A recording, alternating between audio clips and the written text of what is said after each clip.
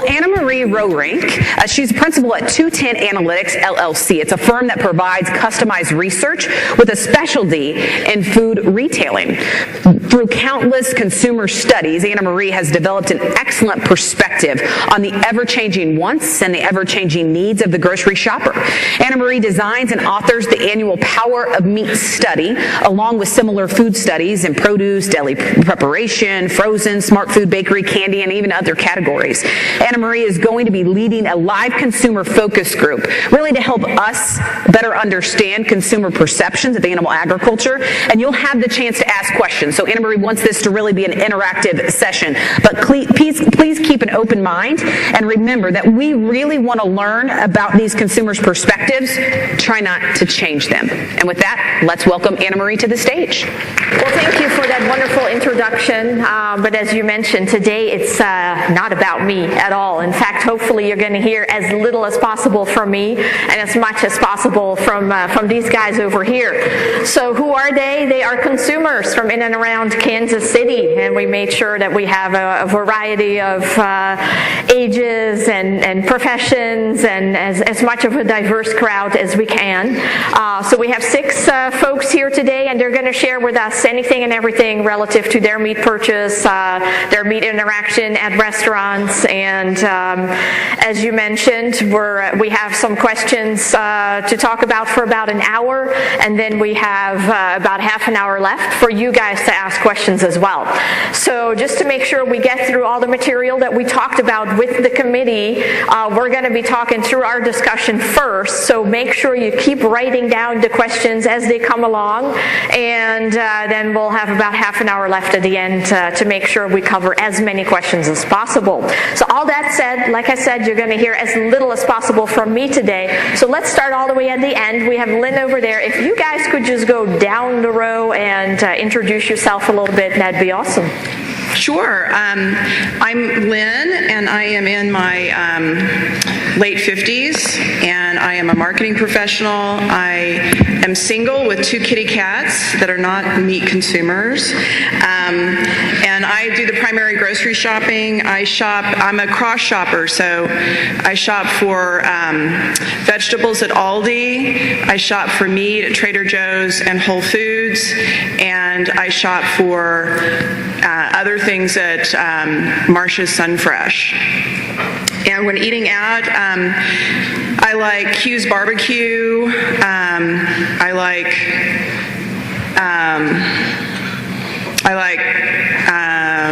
Wow, I'm going to blank, and I eat out all the time. Cafe Gratitude, Seasons 52 are a few of my favorites.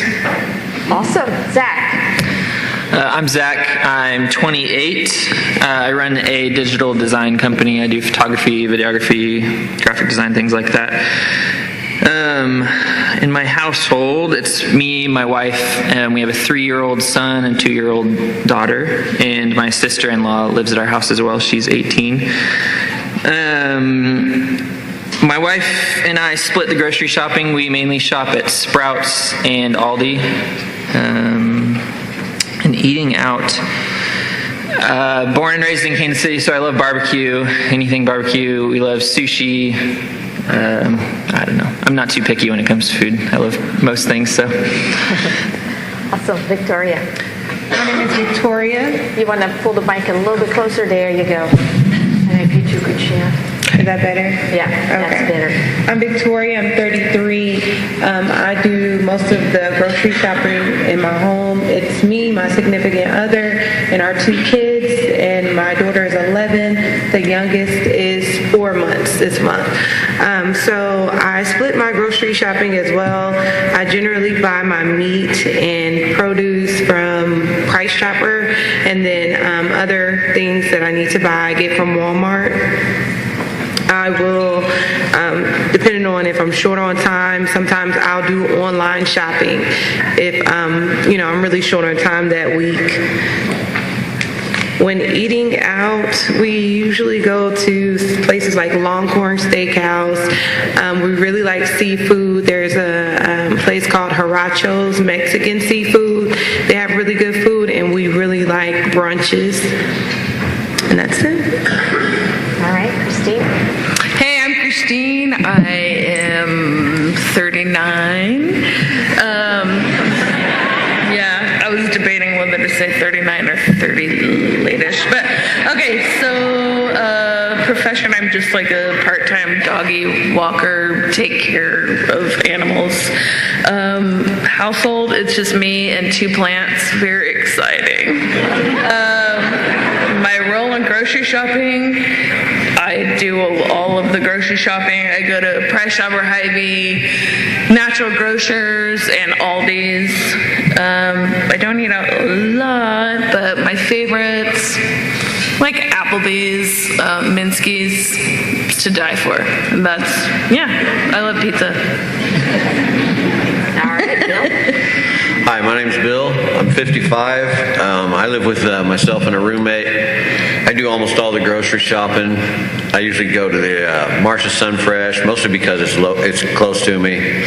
Sometimes, based on sale ads, I might go to the Price Chopper or Walmart for groceries. As far as going out to eat, I live right near the 39th Street area. There's a lot of restaurants over there. I just pick and choose. There's a bar restaurant called Frickin' Fracks. There's a place called Black Sheep that's a farm to fork type restaurant. That's about it. All right, Tom.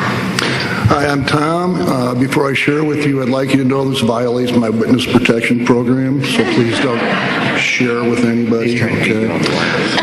I'm 63 years old. I'm semi-retired. I live at home with my wife of 35 years, and she's a very patient woman. I do all the grocery shopping because she's full-time, I'm part-time now. We kind of switched a couple of years ago. Basically, I just do Hy-Vee. I mean, that's my grocery store. That's where I go. I get everything I need there. We live in an area called Waldo, about 3 miles south of here, and we pretty much eat in that area. We like to eat the local businesses. We're not foodies, so it's pretty simple stuff. We'll do some Mexican, some American, Chinese occasionally. And that's me. All right, awesome. Well, thank you for the introductions, everybody. And let's just start off with giving the audience a sense of when you're in that grocery store and you're in front of that massive meat department with the endless packages. So on a scale of 1 to 10, if you stand in front of that meat case, how much does price per pound matter to you? Scale 1 to 10, price per pound. 10. 10. I'd say probably 10. 8. Victoria? 9. Yeah, maybe 7, 8. 2. All right, Lynn. So you are definitely the oddball out. Tell us more about why, to you, price per pound is a lesser consideration when you buy meat. Yes. Why is that? I'm single. I don't have a lot of quantity to buy, and I care a lot more about the quality and the convenience. So when I go to a Whole Foods, I will buy some of their prepared patties, so it might be a chicken feta burger, it might be a lamb kebab, so I just have to go home and grill it, so I like the convenience of that. And then, a single serve of one, the price per pound isn't as important to me. So I look at more on a serving size versus a price per pound. So if I get a serving of meat for $6 to $7, I'm cool with that. If the quality and the taste is good, that's what I care more about in meat. I wouldn't say the same in fruits and vegetables, but in meat, that's what I care about. Gotcha. Now, Tom, you were a very convincing 10, so price is very important to you. Talk to us a little bit more about that. Well, since I shop at the same store all the time, I know all the guys in the butcher area. And normally I'll walk up and say, what do you need to get rid of? They have a couple of steaks that aren't real pretty anymore, but they taste just as good. And so that's kind of like my deal, is look for the deal first. Gotcha. And then buy what I need after that. Awesome. Let's do the same exact thing for, let's pick appearance, so how it looks. Scale 1 to 10. So you say I'm pretty comfortable with meat. If it's green, I won't eat it. There's that. But if it's a little, if it's a little bit browny and stuff, no. I mean, if you go to a nice restaurant, they age their steaks. They don't look anything like they do in a butcher shop. So. How about you guys? When you walk around the meat department, do you actually just grab the first package that you see, or do you rifle through them based on the price per pound, or do your parents? Christine, talk to us a little bit about that. Rifle through them, inspect them closely. Inspect them closely. Yes. So what does that entail? Describe it to us. Just looking at the color mostly, and if it looks like it's fresher, I mean, Move the mic a little bit closer, I think. Oh, sorry. Just looking at the color mostly and seeing if it looks like it might be a little fresher. Got it. How about you, Victoria? Yes, pretty much the same thing that he said, looking at the color. And I typically don't go for whatever's on top. I feel like maybe that's been arranged and it's the older package, so I usually kind of go towards the back and then inspect those packages. Gotcha. And then grab the one that looks the best. Zach, how about you? Yeah, I would say somewhat looking at the color. We also look at expiration date, things like that, are best used by just having 2 little kids. Life's kind of crazy enough in itself, so we usually, sadly, at the end of the week, sometimes end up having to throw away some food just because life gets crazy and we don't have time to cook it or things like that. So the longer we have to have it in our refrigerator, the better. Yes, and I rifle through as well, and I look at the expiration date, and I also read the label. So I'm looking for farm raised. I'm looking for organic. I want to be a consumer that is voting my conscience as well as my dollar. Got it. So how about cooking knowledge? When you're standing in front of that entire meat case, can you pretty much pick up any package and you know how to make it, or do you stick to certain cuts and kinds? How does that work out, Tom? Pretty much stick to certain cuts and kinds. Like I said, we're not real foodies. We're pretty basic, so we don't do a lot of experimentation. How about you, Bill? So certain cuts of meat and certain types of food I know how to make already. But sometimes I like to get something different and try something new to make. I usually go on YouTube and go online and try to get a new recipe every once in a while, just to try something different. How about at the end of the table? How much does your cooking knowledge determine what you're end up buying? Not that much, because I'm kind of going for, I guess, semi-prepared things for the most part in the meat category. I like to experiment. And then I do have some tried and true. I usually have ground steak that I eat on a regular basis, but other than that, I like to mix it up. And I'm generally shopping meats based on planned meals. So I will have planned the meals ahead of time, and a lot of time that involves trying new recipes because my family doesn't like to eat chicken every night. They remind me of that. So I like to try new recipes, and I'm buying meats according to what those recipes are calling. Gotcha. So let's do another scale, 1 to 10, and this time when you're standing in front of the meat case, how much does the notion of animal welfare play into your purchasing decision? Scale 1 to 10, Tom, starting with you. Pretty low, I mean, they got the raw end of the deal when they got to be an animal that was going to get eaten, so... Yeah, I mean, I don't think anybody's out there whooping these things around. I think probably turkeys and chickens get the best or the worst rap, and then pigs after that. Cows are kind of like top of the line, man. They get to run around outside for a while, but it's not huge with me. Bill, how about you? If you had to think about your purchase, does welfare play into it at all? On a scale of 1 to 10, I'd say maybe like 6 or 7. I mean, I care, but. On a scale of 1 to 10, I'd say maybe 6 or 7. I care about the animal welfare, but I'm also on a limited budget, so I have to weigh that somewhat. Gotcha. Christine, you'll have to steal a microphone here, but how about you? 10. Oh. That is an enthusiastic 10. So we'll get back with you on that, but let's keep going down the line. Victoria. I would say 7. Here lately, I think me and my significant other have been getting more health conscious. So a while back, a documentary came out, What the Health, and I tried to avoid that just to avoid making any changes it might tell me I should make. So, and then here lately, the new trend has been the keto diet. And of course, with all these conversations coming up, he's, wanting us to take a different path and choosing meat and being more careful. My only issue is, of course, animal welfare is important, but I guess my issue is trusting in labels. So although it says organic, what does that really mean? And is this something you're putting here so you can justify the increase in price, or is this really a benefit to me and my family? So Gotcha. And we're going to be talking a lot about those labels a little bit further on, so thank you for bringing them up. Zach, how about you?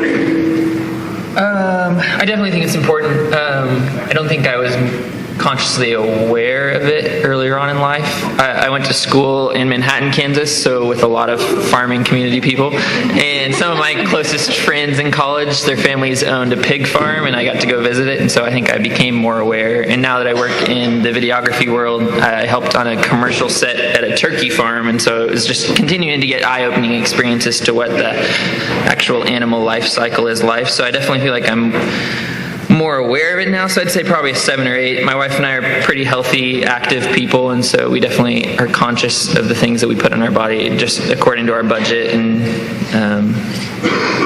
trying to make that work for us. So. 10. 10, all right. Well, you get to explain your 10. I do care. I want to be a conscious meat consumer, so I do care a lot about thinking about how the animal was raised, and I also care about what's been put in that animal that I'm going to end up eating. So both of those things are important to me. Well, I loved all the angles that you guys are bringing up. I definitely want to talk more about how animal welfare affects your own health. We'll do that a little bit later. I also want to talk about all the labels that you see in the store. But for now, I want to go back to the basics, and I want us to try as a group to come up with a definition of animal welfare. Because it's one of those, we all know sort of what it is, but from your consumer minds, if you had to throw out different aspects of animal welfare, what would it be? And we'll won't pick on you. Let's start in the middle. Victoria, if you had to come up with your definition and what goes into it, spout away. I think animal welfare involves how that animal is maintained. So how where they are living, is that a clean place? What they're being fed, is that food? What's being added to the food? Is it anything that will be harmful in the long run? Because of course later on we're going to consume it. And so I think that it's the life and maintenance of that animal and the type of care they receive.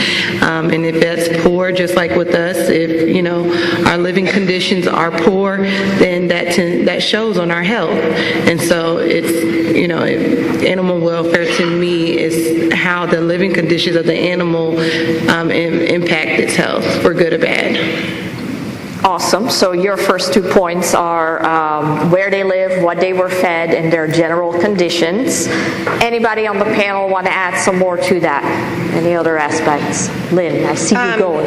Yeah, I care that it is they are not fed steroids, and I also care that the way that they are their end of life. I care about that part too. All right, Zach, do you have any additions to that list? I think living condition is one of the big parts of it.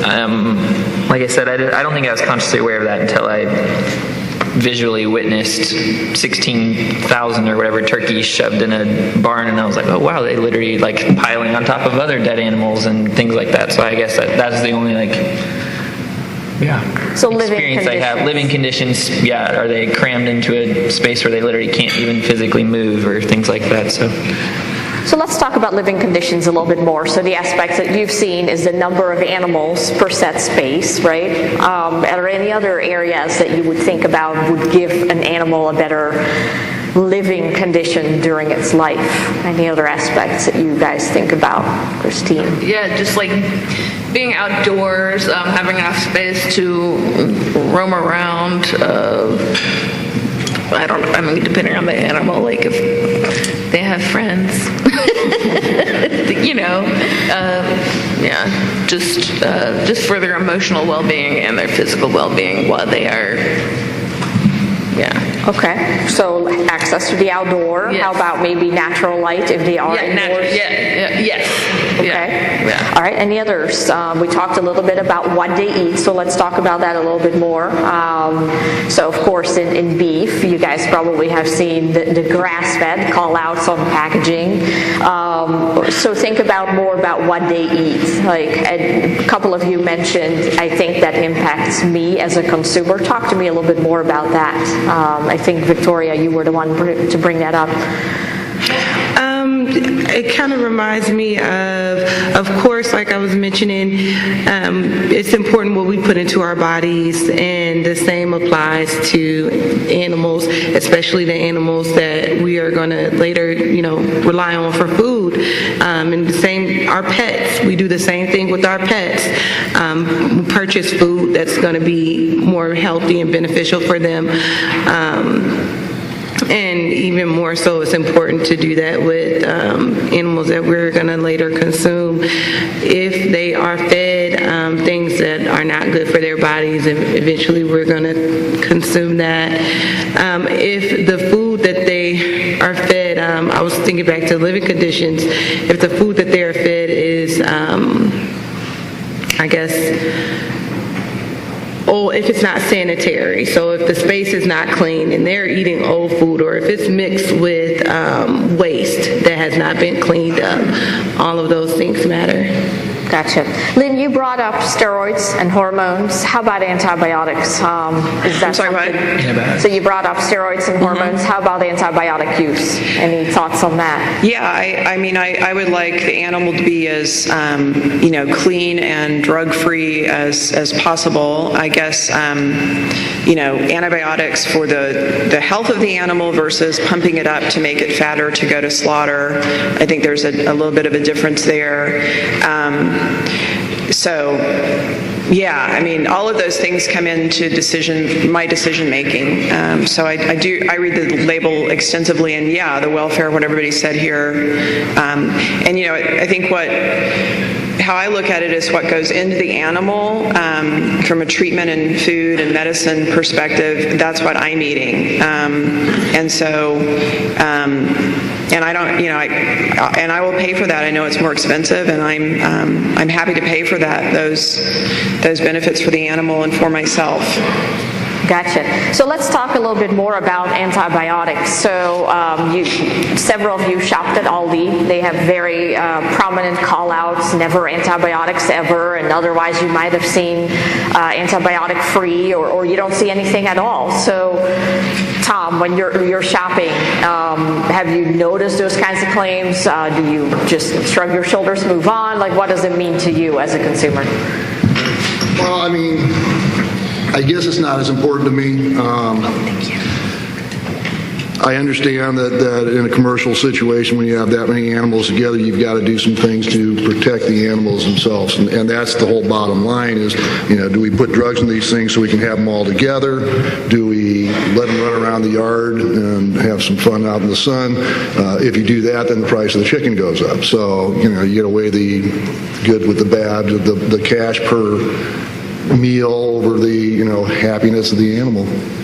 There you go. All right, antibiotics. Let's Bill, chime in on that. Have you seen it on packages and what? Yeah, I've seen that kind of stuff on packaging. Specifically, we're talking about antibiotics, but all the free range and organic and all that. My problem is I don't know how much to really believe that.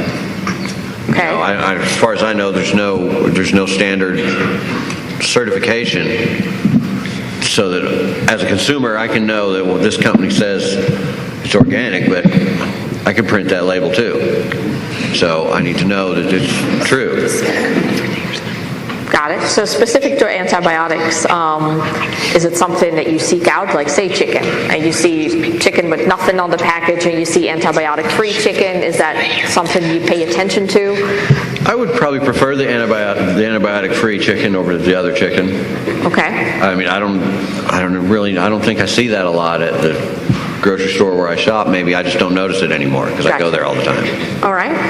Anyone down the line, are you specifically looking for antibiotic-free, or have you noticed it, Christine? Yeah, I specifically try to find the antibiotic-free, and I'm with him where I'm not really sure if I could trust the actual labeling on the food, but I want it to be antibiotic-free because I know it'll eventually come to me if not, so. How about you, Victoria? I feel like I'm not very informed on the use of antibiotics in the meat, and so that definitely affects my decision. I think that because I don't have that information, I'm the type of person, I would want to know specifics, how much it's being used, why it's being used, how it's affecting the animal, and then I can better make a better informed decision. But I think that it is, I guess I'm not as pushed to just pick up the package that says non-organic because I don't have that information. So I, get the meat that probably is the better price and it looks fine. Okay. Zach, how about you? You got little kids at home, so have you at all changed your meat purchase? You're looking for different somewhat, things? Yeah. I mean, I give my kids antibiotics if they're sick. So I think Lynn, I didn't want to make so I said your name. I think depending on what the antibiotic is used for, I also, at the end of the day, I agree with Victoria. I think it's kind of I feel like there's very mixed messages. One of my clients that I do design for is a health professional who's hardcore vegan, and he says eating an egg is the equivalent of smoking a cigarette, and I'm like, that's the most ridiculous thing I've ever heard. And then I hear the opposite end of the spectrum when I was at K-State, hanging out with farmers. So I feel like it's hard to know what is true. I know that some of the processes in order to become organic have the label. You have to go through the USDA process for several years. So I feel like I can trust that. But outside of that, there's such a range of labels. It's kind of hard to know. I feel like there's new labels on a monthly basis of some new thing, so it's kind of hard to know what to believe. So specific to antibiotics, I'm curious. In a way, you can say when the animal is sick, we should give it antibiotics because that's what we do. You mentioned it. If my kid is sick, I'll give it antibiotics. And then others believe that there should never be used antibiotics in the meat. So what's your thought on that as a consumer? When you hear all those different package call-outs, you see the different labels on there. Just from a consumer's point of view, what's your thought, Tom? I think if you use antibiotics on a real regular basis, that you build up resistance to things and funny things start to grow that shouldn't. And so just for that fact, I don't take a lot of antibiotics myself. If I knew that the meat was loaded with the antibiotics, I probably wouldn't take it. But, once again, you got all those animals in a small space. It's the commercial way to do things. It's the way you get food to the grocery store in a reasonable manner. So. Bill, how about you? If an animal is sick, should it be treated with antibiotics? I think that's a good idea when the animal is sick to treat it with antibiotics. What kind of bothers me is, I don't even know whether this is true or not, but I'm under the impression that, they'll give every chicken in the place the antibiotics. And most of them aren't going to need it. I understand that's probably to keep from losses and stuff like that. But it seems like if they just gave it to the sick ones, the ones that needed it, and in the end, that would mean less impact on us. We wouldn't get as much for us. Gotcha. Any other opinions on that? Lynn, how about you? Yeah, so I do believe that less is more, and if it's a benefit to me in shopping. So if I see a label that says no antibiotics, that would be a purchase driver for me. And as I look at packaging and labels, I assume if it doesn't call out that it's all natural, grass-fed, steroid-free, antibiotic-free, that it has it in there. And when in doubt, I look at a hierarchy in my shopping of, because I know there is sort of a trust issue on the labeling, but I look at the hierarchy of retailer first, and if the retailer's mission, like a Whole Foods, has a mission overall, I will go there and then look at the labels. So I kind of look at a retailer first and trust at that level, and then down to the packaging and label. Zach and Christine, I see you guys nodded. Trust in the retailer. Is that what it boils down to? Do you think the retailer is your first line of defense and has a responsibility to source meat that is cared for well? Yeah, I mean, it just kind of depends where I go. I mean, I've gone to Whole Foods before, but I also go to natural grocers, and I know that they only carry things that are what's on the package is the truth, and they're very aware of antibiotics and steroids and added hormones and things like that. So, yeah. So when you're shopping, you said you shop at several different stores. When you're shopping, do you think the meat that you find in the store is from animals that were treated humanely? It's hard to tell. If I had the money, honestly, I would be more like Lynn, and I would get all of my meat from Whole Foods or natural grocers or natural place. But because I can't afford it, I just have to, trust and know that I'm probably getting not as high quality of meat, and perhaps things in there that I don't want to eat, but it is what it is. But I do go to certain places based on the cut of the meat and what it looks like and things like that. So Bill, I saw you nodding in agreement a little bit there. What is your thoughts on the meat that you buy at the grocery store, and is that meat that you trust has been raised in humane conditions? I was just thinking too about as far as being raised in humane conditions, I don't really have any way to know that. I don't even recall ever seeing anything on packaging, I guess, except for, free range would be about the humane conditions. I just don't, I agree with Lynn about the retailer is our first line. Someone like Whole Foods, you could kind of expect that they've done a little bit of research into the company itself, not just read the label. But like where I shop, I'm sure they're just getting whatever meat is, available, and their profit is probably their first margin at Sunfresh. All right, Zach, how about you? What do you think the role of the retailer is in all of this? Yeah, one of the things I really appreciate, so there's a Sprouts like 200 yards from my house, and so I really appreciate the transparency that they have. We even have a picture up here I recognize all these pictures because I'm at Sprouts probably 5-6 times a week grabbing random things, but they're very transparent in their advertising and the way they display the meat section of saying the process that gets to a certain packaging and end product, and so that's definitely extremely helpful. Whereas opposed to when I run into Walmart to grab something, it's just a sea of packages as opposed to any display explaining any process. So. All right, let's go back one step to the source. What's your general impression? And maybe the answer, Bill, to your point is I just don't know. But if we talked about welfare and we identified all these different steps that go into the welfare of the animal, how do you think, generally speaking, producers, farmers, ranchers in the United States, how do you think welfare stacks up for them? Let's go down the line, Tom. Well, I don't think anybody hates their animals. I think most people who do that sort of thing for a living are kind of attached to the land and the property, and there's a certain feeling they have about the whole process, and they're proud of what they do. And I don't think they go, "Come here, chicken, I'm going to kick your ass." So. Bill, how about you? Hard to follow that one, right? Yeah, it is. Yeah. I don't think that, I agree with Tom here, that I don't think that the farmers that are raising the chickens or whatever are, I think they want to treat them as nice, as humanely as they can, but they have to weigh that against the money.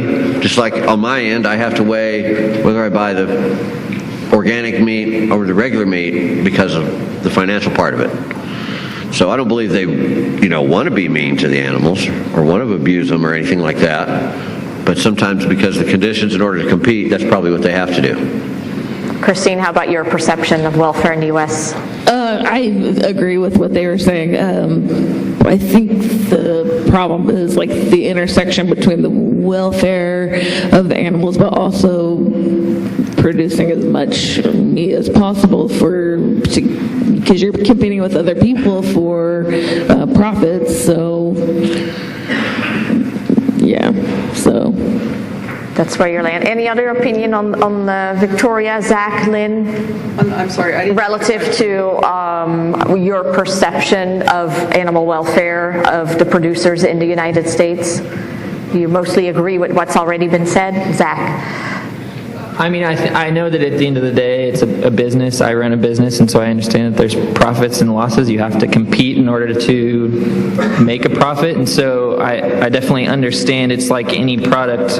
There's going to be so in my world, photography, videography, I could have a $500 camera, I could have a $10,000 camera, and you have to charge according to the quality that you're going to be producing for your end consumer, and so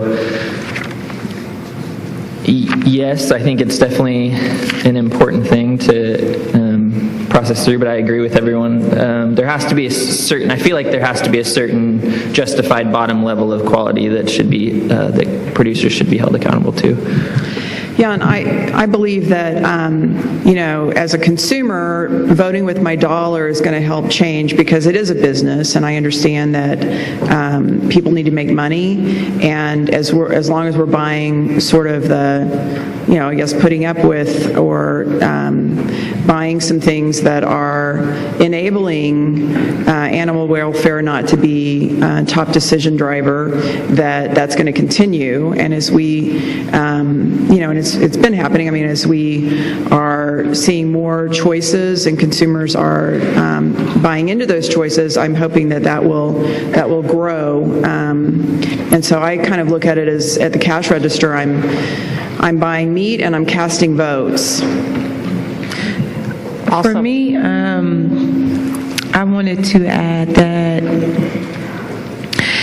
like everyone else said, it's a business, and so that's where the concern comes for me, because as a consumer, without having the facts, so someone could say this is organic, and there could be a label that's used. For me as a consumer, without having those facts, without the transparency and really knowing if the standard is being met, are people actually cutting corners? Am I not getting the quality? Because that matters. And, I don't want it to be a situation where, 15, 20 years down the line, there's another documentary that is exposing, the meat production. And so it's conversations like this make me think, okay, Victoria, you probably need to be a little bit more accountable when it comes to looking into what that means for your family. What are you feeding your family?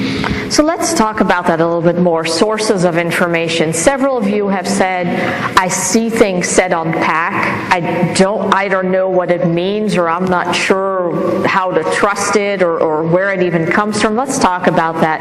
When you think about animal welfare, who is your source of information? Do you at all see stuff come by on social media, or where do you form an opinion on animal welfare? Who are your sources? Lynn?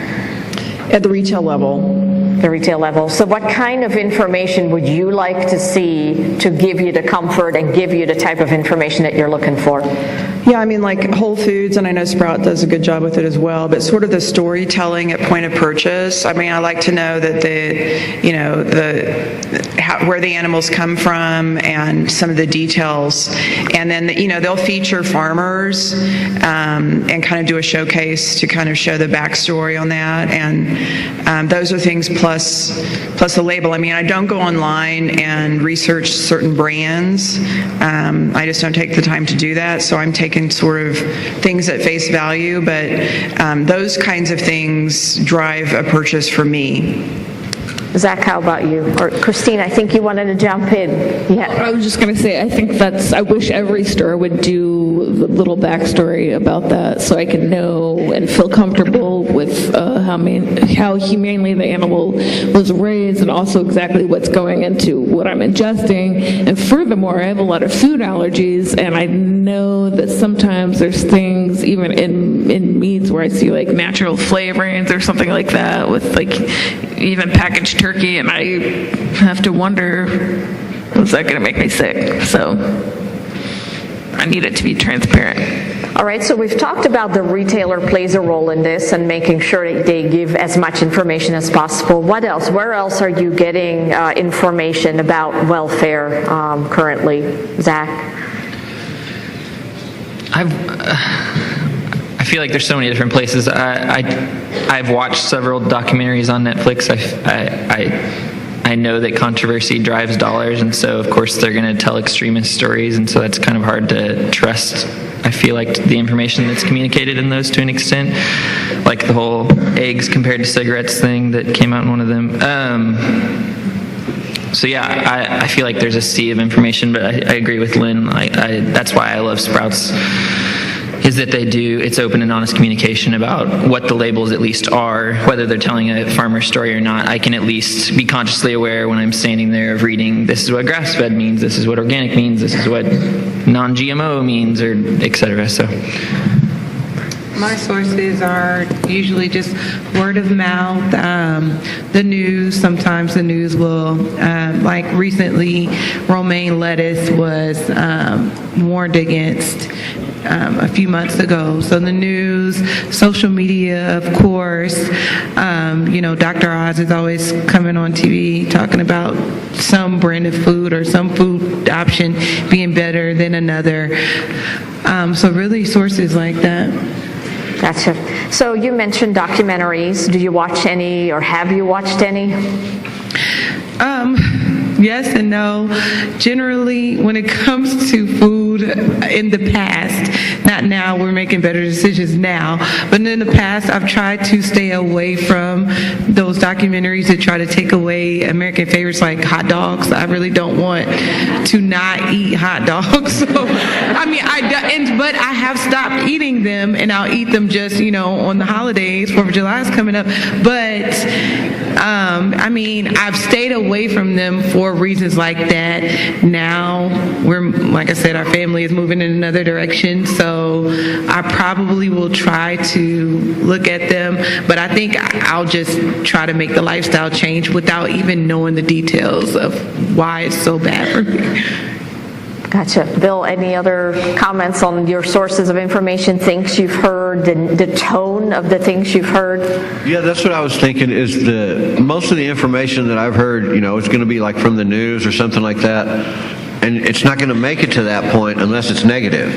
So I don't really I don't see any stories about, this is how, a humane cattle farm works, or this is how a humane turkey farm works. I haven't seen that. I've only seen the bad side. So maybe if somehow this is how it should be done is exposed to people, that might make them feel better about making the choice for Great point. the free range or whatever. Yeah. So let's talk about restaurants for a minute. So we've talked all about shopping for meat in the grocery store. You guys all shared a number of different restaurants that you like to visit. Do you at all think about the welfare aspect when you're sitting down and having your steak, Lynn? You are paying a lot of attention when you are in the grocery store. How about when you eat out? Yeah. So when I eat out, it's not. I don't make decisions on the welfare of an animal. I'll be honest. So maybe that's a little hypocritical on my part. But what I do like to do is go to restaurants where things are locally produced, and then I do like the description. I don't eat a lot of meat out at restaurants, and I'll be honest. I mean, I have barbecue every now and then, but usually when I eat out, Cafe Gratitude is a vegan restaurant, or I'll have eggs. Go out to brunch a lot, but if I do eat meat at a restaurant, I will look for the descriptor that just says, it'll usually say farm raised from this farm, or I'll make choices that way. And Zach, so there's been a lot of different restaurants out there that have said we're just going to source sustainable beef, or we're no longer serving antibiotics, or we're only going to source antibiotic-free meat for our deli sandwiches. Does that at all impact you when you hear stuff like that? Somewhat. So having 2 little kids, eating out is not a very enjoyable experience at this current stage of life for me. So generally, my wife and I don't take our kids out very often, just because it usually ends up meaning one of us doesn't get to eat at all, or either of us. So I feel like at our current stage, as our income's continuing to increase, we're only going to higher quality restaurants already. And so I feel like, and maybe that's ignorant on my part to hope that as I'm paying more money for a meal that it's coming from a higher quality source, but that's kind of where we're at. Is we don't eat out as often, and when we do, it's going on a date, and so we're more willing to justify spending a higher dollar amount and hoping that it's higher quality food. So Bill or Christine, how about when you see, say, a fast food chain or really any other restaurant make a commitment of sorts? Do you commend them for that? Do you reward them with more of your business, Bill? I commend them for that for sure. I'm not sure if I reward them, like the paperwork, and we've been hearing about how McDonald's is switching to better meat, and that's not going to make me go to McDonald's. I'm glad they do, but it's not going to make me make the decision to go to McDonald's or not go to McDonald's. I don't go to McDonald's very often. Christine, how about you? Yeah, I go to Chipotle because I think it's like antibiotic-free meat or something. I don't know. It does affect it. I go out to eat, not a lot, and unfortunately, I do kind of put it in the back of my mind, kind of like what Lynn was saying, when I eat at home. I try to think humanely as possible. When I go out to eat, it's kind of a toss-up of what I'm going to get. I don't really know. But I will try to go to more sustainable places if I can. If you can. Got it. So let's switch from the chicken to the egg, if you will. Let's talk eggs for a moment, and let's go down the line. Tom, what kind of eggs do you purchase when you buy them? Is it just the regular? Is it organic? Is it free range, cage free? Just regular old eggs. Regular old eggs. Bill, how about you? I have a friend who his sister has a farm, and so I get a lot of my eggs from there. Gotcha. Christine. I love eggs. Eggs don't love me, so I don't buy them. Gotcha. Yeah. All right. We'll skip you for this discussion then. So we eat a lot of eggs, so I buy a 60-pack at Walmart, and I buy it because it's a good deal, really, because we eat so many eggs, so I really don't get into the specifics, just the 60-pack. Zach? Yeah, I'd agree. I feel like we go through almost, we have probably 60 eggs a week, honestly. My wife and I both work out a lot, and so we probably on a breakfast eat at least 10 to 12 eggs every breakfast between the 4 of us, between me and my kids. So yeah, it's usually just, if there's a sale, we might get organic or free range, but in general, it's just mass quantity, so. Yeah, and I do look for the organic, cage-free, free range. Gotcha. So if you guys can look on your papers, you have it because you probably can't see the screen very well. So some of you buy regular eggs, we'll call them. Some of you buy organic or cage-free. So in the Netherlands, there's a store, and they have, and just like they do on their meat, they have an animal welfare rating on their eggs, and it's a 3-star rating, and it shows you the better life rating of the chicken that the eggs come from. So I'm curious whether or not, we talked a lot about package labels and that you can't always trust them, you don't know what's behind them, you don't know where the rating comes from. Would something like this help you to understand what is really an organic versus a cage-free at all? Does a star rating like this help you, Lynn? Yes, I would love this. I think it's sort of that storytelling that I like at Whole Foods at point of purchase. I would love to have that same kind of storytelling on packaging.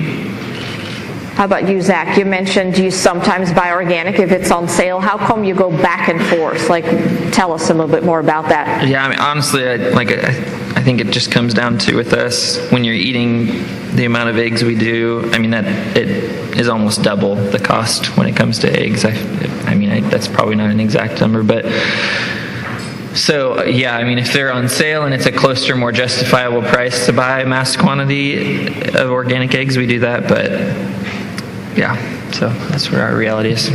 How about you, Victoria? You said you eat quite a bit of eggs as well during the week. Would a star rating help you change your decision, help you give you a more educated decision? You just stick with an egg as an egg? What's your I mean, it would definitely deter me from buying a 60-pack of eggs if I saw that it had 2 stars versus another pack that had 3. I think we would eat less eggs.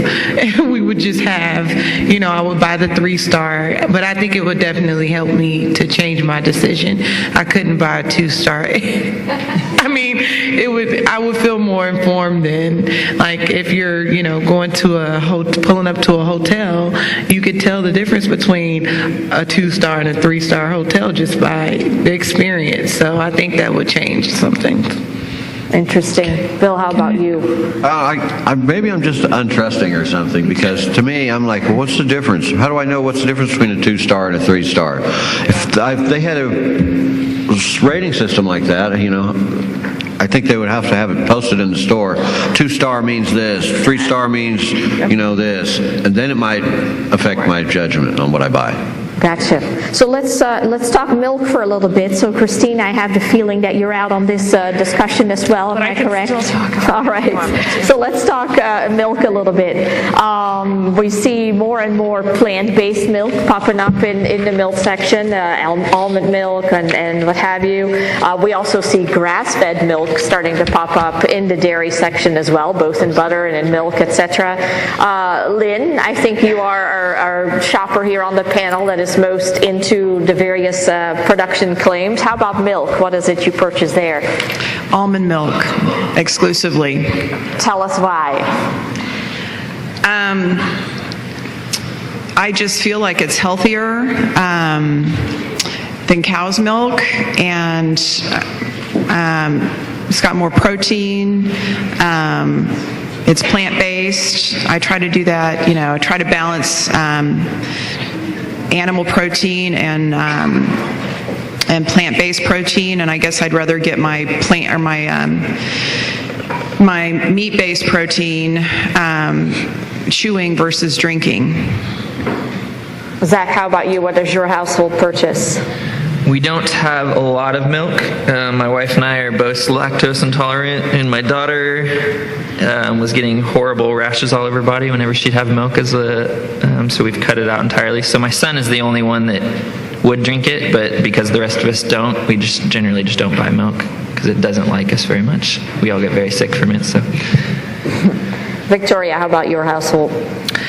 We use almond milk, but I do still cook with dairy milk. It's not the same. It affects the recipe, so I still use it for recipes, but otherwise we use almond milk because my daughter is lactose intolerant, so we've just switched the whole family. So tell me more about that. We switched the whole family, even though most of you can drink regular milk. So why did you make that decision? To be honest, I was influenced a little by what I've heard in the media about milk not being as healthy to consume. So I've just, I just made that when she started becoming ill by having milk, I just decided to switch the family and thought that would be a better decision. But again, I can't exclude it from my rest of my cooking, and we've done just fine. Gotcha. How about guys here on the end? Bill? I drink a lot of milk, actually, and I'm one of those people who doesn't think that almond milk should say milk on it. I don't get it. I don't know. I thought you guys might like that. It's not really milk. I mean, it might be healthier. I'm from Iowa. I was raised on beef and milk and butter, and I guess I'm stuck with that. I don't know. I'm not drinking that other stuff. Tom? Well, earlier we were talking about animal welfare. I think dairy farmers are abused by their cows.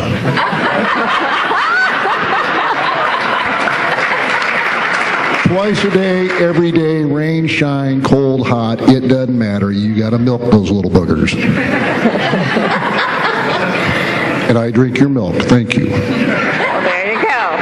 So, talking about welfare, thank you for bringing that up. Does, Lynn, your decision to drink almond milk, even though you don't have an allergy to regular milk, you mentioned mostly health. Does welfare at all play a role in that decision relative to eggs or milk? It does relative to eggs because I eat them. It does not because I'm not participating in the milk category, but that's not why I decided to stop drinking milk. It was not a welfare-based decision. All right, and I think all of you, that was tolerances more than anything, right? Does welfare at all play a role in milk in your decision? I don't think so, not as much. I mean, I will willingly admit I have a case of extra strength lactate pills at my house because I still love dairy products. So on occasion, I love ice cream. I try to stay away from cheese as well just because the repercussions are just not worth it for me in the end. But on occasion, yes, I still have it, but I don't think welfare plays as big of a role in my head. It does for me. Is this thing on? Can you hear me? Okay. I drink coconut milk because if I have too much milk, it makes me sick. But I'm kind of like you. I still eat a little bit of cheese. I just got to keep it at a minimum. Honestly, I don't pay too close of attention to what Kraft says on their labels, but yeah, all right. Whatever's on sale. That. I want to run two different commercials by you that are very, very different angles, and let's see if I can get them to play. Guys, do I need to hit it again, or how does this work?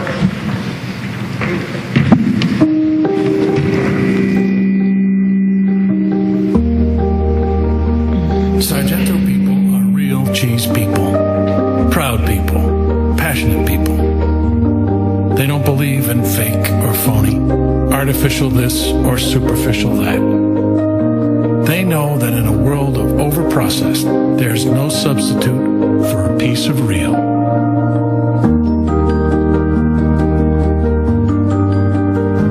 Real cheese people believe every casserole deserves a shred of authenticity, every sandwich a slice of legit. Real cheese people are provolone people, Parmesan people, pepper jack, mozzarella, Swiss, cheddar, and Asiago people too.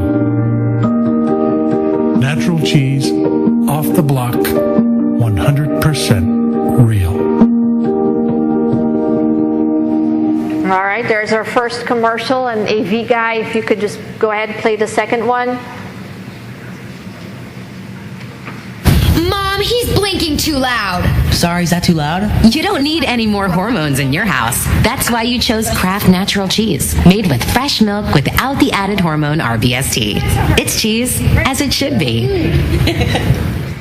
All right, so two very different approaches to cheese. Zach. If you saw these two commercials, which one really, as a designer guy, which one speaks to you or as a consumer?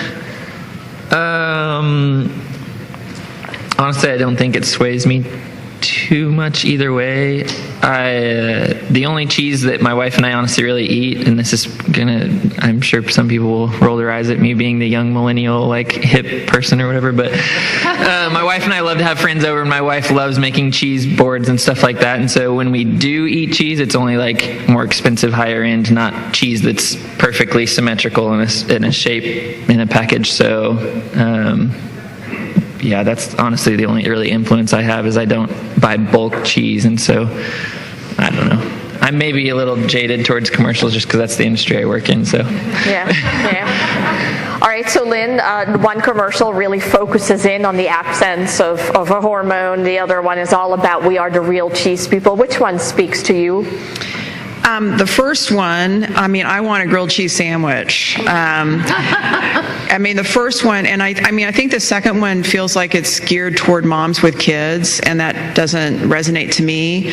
But just the appetite appeal, and it says real cheese, so to me that is enough of a stamp of approval for me. To go with that.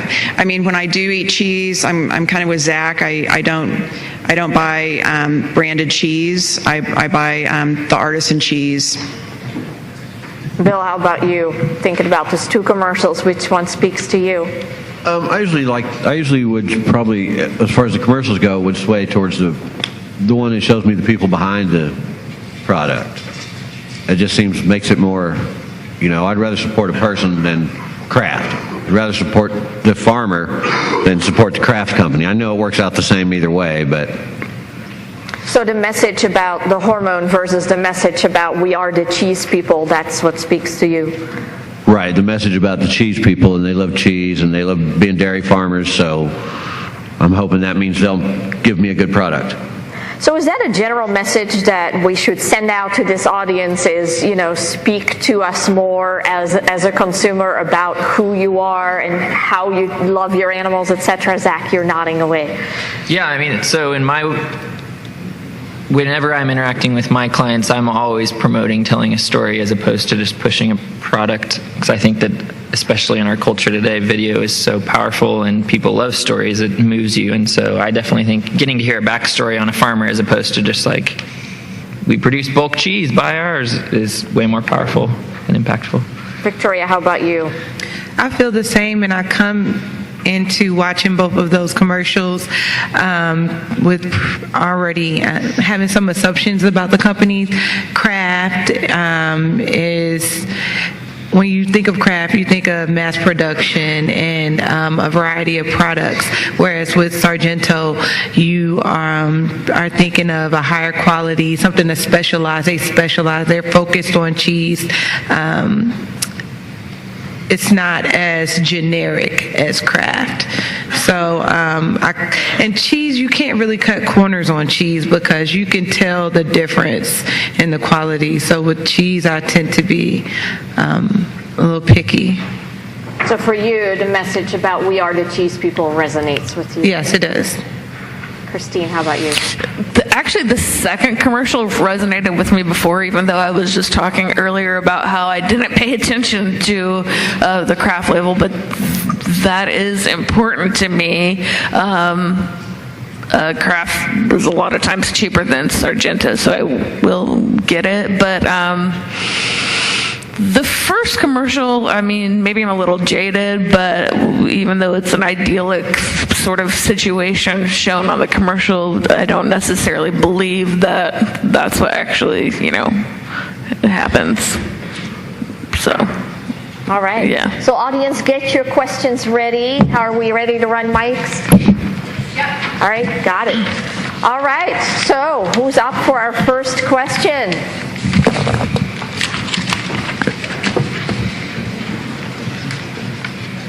Anyone? We have a question right here in the front. There's a mic coming, or you can shout it and I'll repeat it. Oh, okay. Okay. Put it back.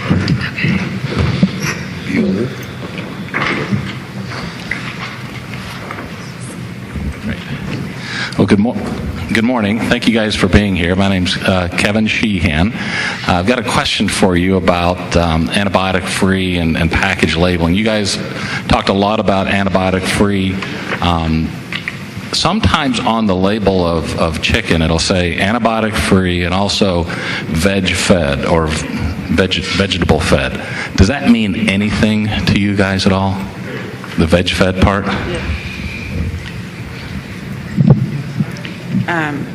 I didn't hear the last part. Does veg-fed Veg-fed. impact you, vegetable-fed on chicken? No. I would prefer not to have antibiotics. I mean, if it was on there and it was sitting next to another package and it was reasonably in the same price range, I would probably take the antibiotic free, just because. How about the vegetarian fed? Don't care. Is vegetarian fed, is that grass fed? Did you mean vegetable fed or Yes. vegetable fed?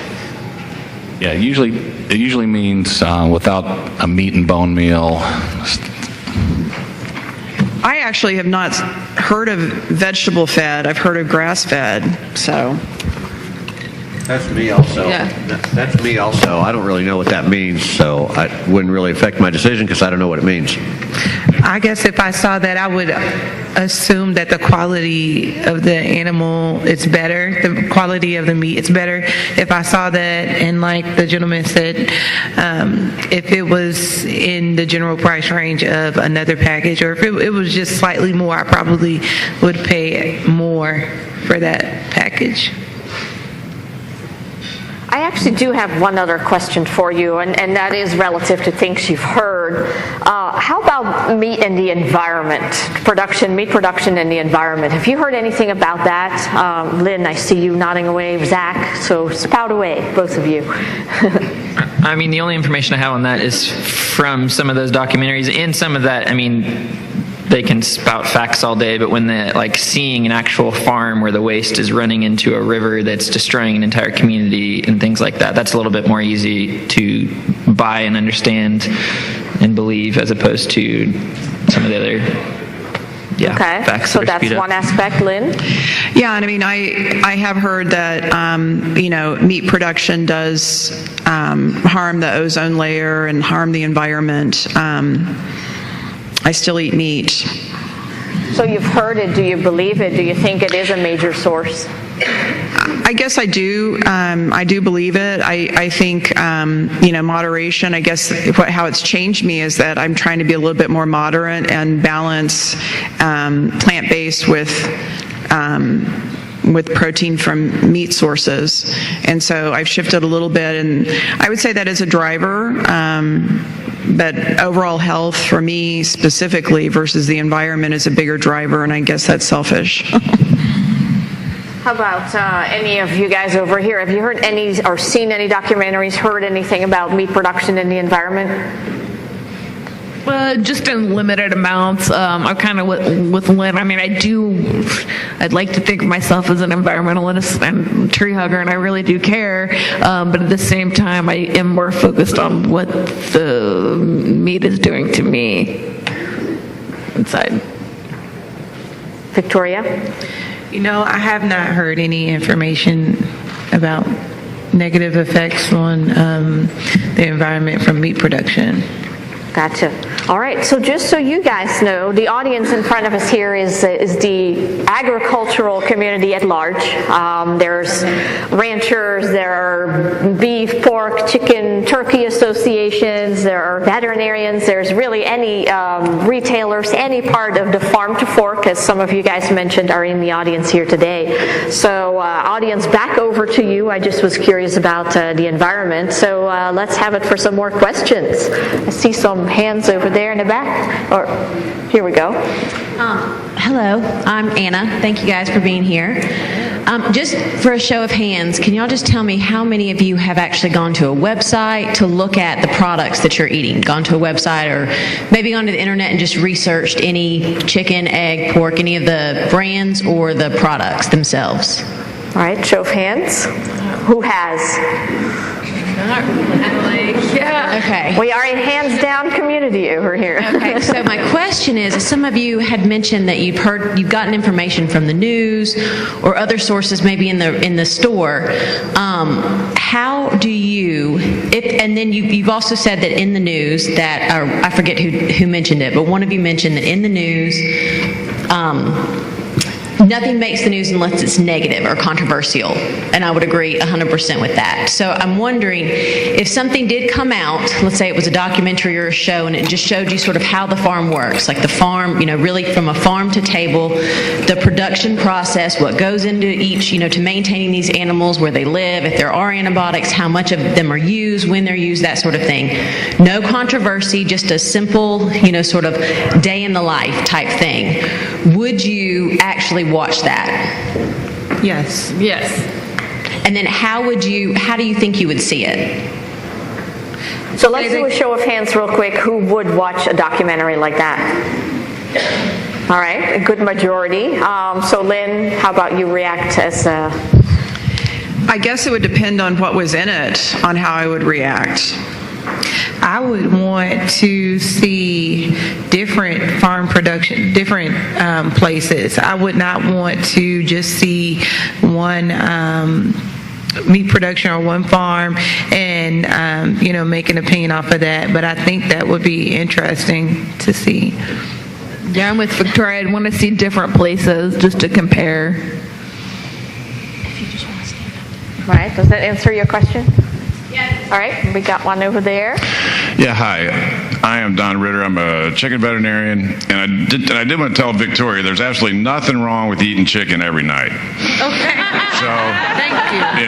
Don't worry about that anymore.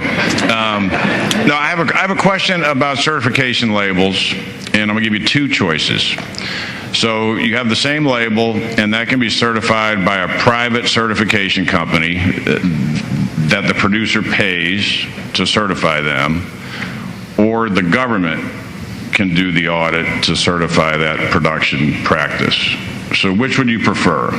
A private pay-for-play certification company or the government certifying the production practices? Let's do show of hands. Who would prefer the government to do it? All right, 2 out of 6. Who would prefer a private third-party company to certify it? We got 1. So we got 2. Well, I guess, how would I know which is which? So one would be USDA organic and one would be... Well, I think it would depend on the program, and you'd probably have to do some web research like the other lady suggested. Or perhaps there'd be signage in the store that might direct you, some point of sale material that might tell you which it is. I think it might be confusing if we started having different certifications. I think I would question that versus the government. Christine, chime in. Well, yeah, I'm trying to remember exactly what you said, but if the companies were third party. Oh, it's a third party. Okay, how you said it sounded like how he was saying that they would be hiring these people, and I don't know. So do you believe the government should be involved in this, or you believe the industry with a third party should regulate it themselves? Well, if it's a third party, then perhaps regulated it. Yes. Yeah. Okay. Bill, how about you? I was just kind of thinking along the lines of, like, for electrical products, they have Underwriters Laboratory, something like that. For the meat, I think one entity that I could trust was serving that interest, not serving the interest of the manufacturers. Yes. Yeah. Gotcha. The reason why I would be more trusting of a private company rather than the government is because there are things or ingredients that are found in certain products that have been approved by the government, and we are warned still to stay away from those certain ingredients. So that's why I would lean more towards the private company. All right. Who has the mic? We have. Okay, there we go. How much does peer pressure or guilt or mom shaming influence what you buy in the grocery store? What was the question? Peer pressure, mom shaming, guilt. How much does that affect? How much does peer pressure, guilt, mom shaming, the things your peers say influence what you buy in the grocery store? So Zach and Victoria, we'll throw that one to you. It doesn't as much anymore. When I was a little younger, my 20s, but now that I'm older, so many things change in the media. One day, this is good for you, and then, fast forward 5 years, and they were wrong, and they've made another discovery. So I think because of things like that, I've learned to form a decision myself. Yeah, I think my wife and I are trying to actively be more just conscious of our paying attention to our body. Like, how does this food, how does it feel when we eat it, as opposed to what does someone say on social media, because everyone has an opinion on social media about whether you're doing something right or wrong. And so mom shaming is awful. Anyhow, that's my opinion. All right, next question. I'm Kerry Christensen with Brackey Consulting. You talked a little bit this morning about taste or eating satisfaction. Are there some of these label claims that you buy in spite of the taste? No, I can't understand what you're saying. Can you repeat that question? You've talked a little bit about eating satisfaction or taste, and my question is, do you buy some of these labels that have these claims on them in spite of the taste? In spite of the taste, is that what you're saying? In spite of the eating satisfaction. No, if it's not good, I'm not going to purchase it again. No. Same. I have to agree with that. So taste rules in our panel today. All right, we got a lot more questions. Who has the mic? There we go. Good morning. My name is John. If we talked about any of the products we talked about this morning, and they were gene edited, and this gene editing was done safely, reliably, tested, regulated, approved, and improved all those things we talked about today.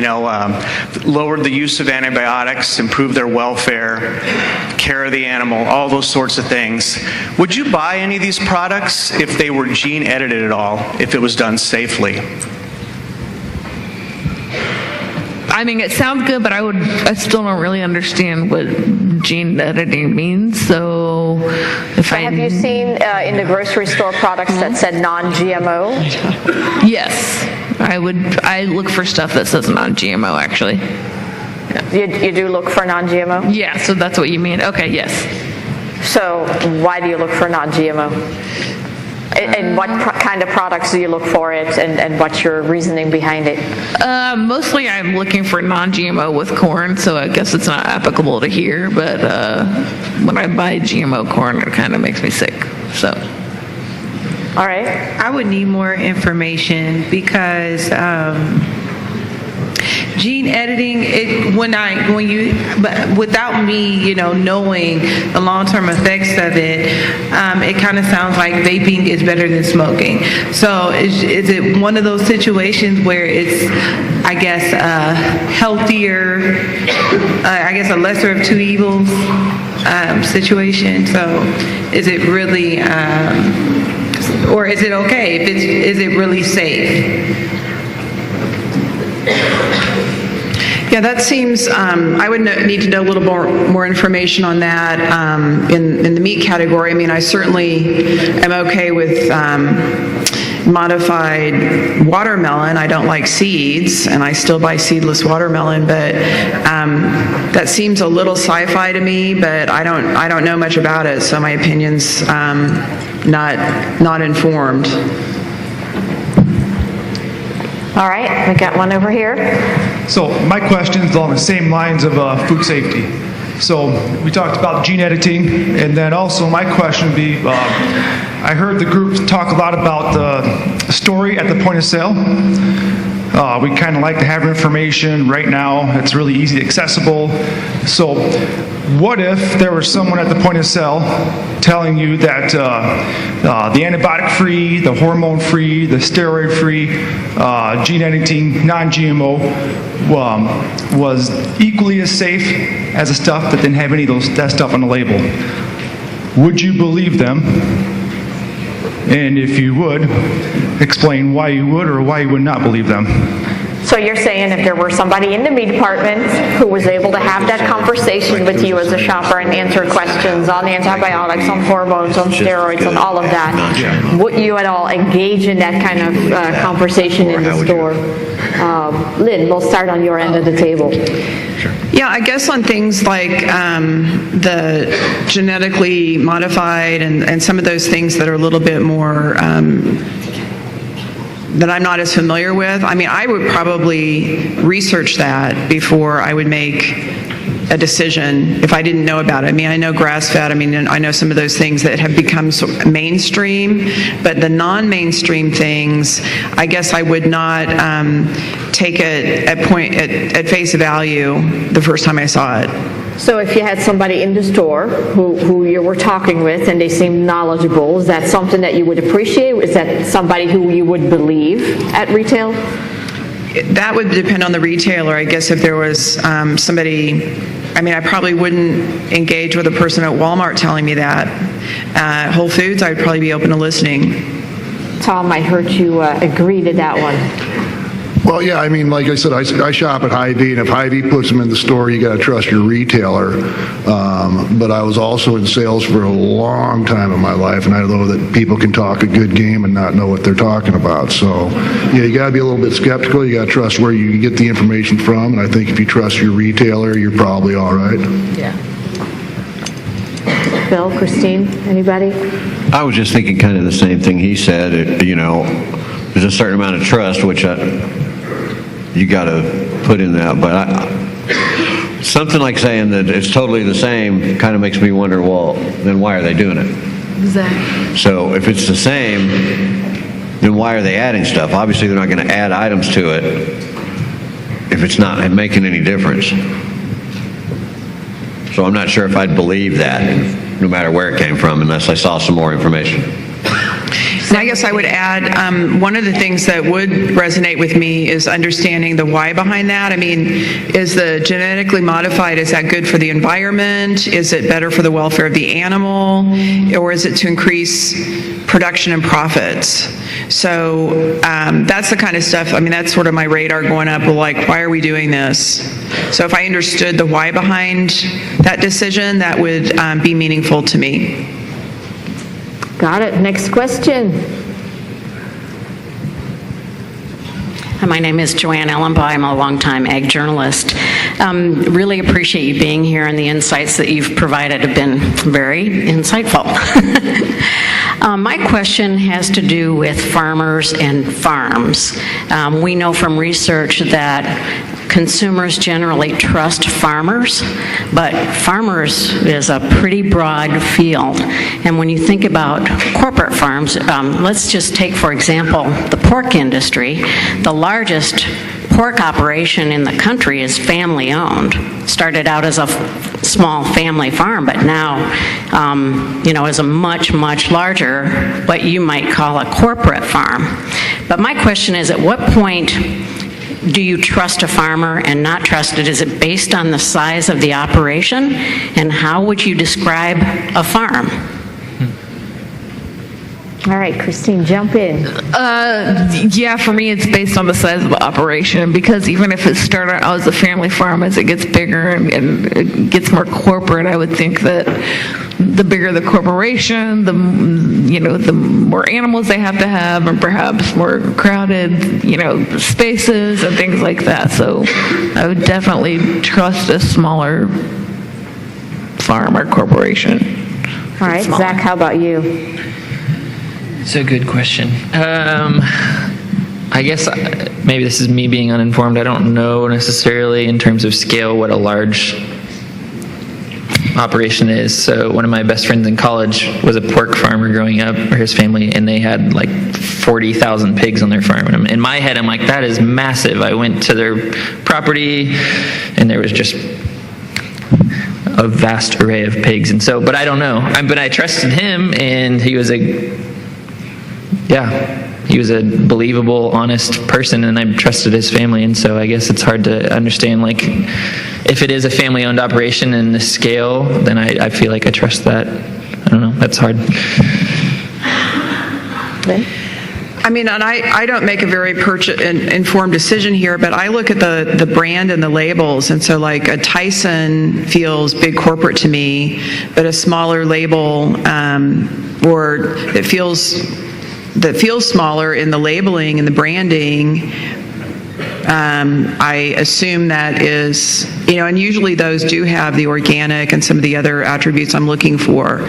So, but I don't know. I mean, I'm like Zach. I don't know what's big, small. Generally, I trust non-corporate farmers, but I don't have in my head a cutoff of what that looks like.